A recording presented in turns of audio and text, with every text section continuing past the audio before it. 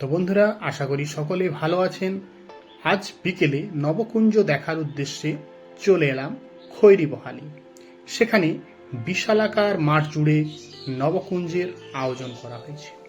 এক রাক্ষস এক বাচ্চাকে মোবাইল দেখার জন্য কঠোর শাস্তি দিচ্ছে। তারপর আমরা চলে গেলাম মেলার ভেতরের দিকে। সেখানে বিভিন্ন ধরনের বিভিন্ন রকমের দোকান রয়েছে।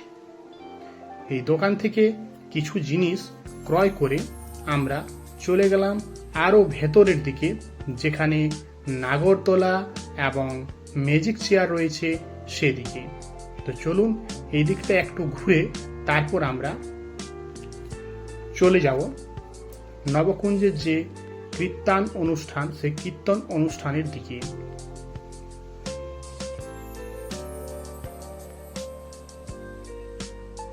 সেখানে প্রণাম সেরে আমরা চলে যাব কৃষ্ণের যে অবতারগুলো রয়েছে সেই অবতারগুলো দেখার উদ্দেশ্যে। তো বন্ধুরা, এই ছিল আজকের ছোট্ট ব্লগ। আবার দেখা হবে পরবর্তী কোনো ব্লগে।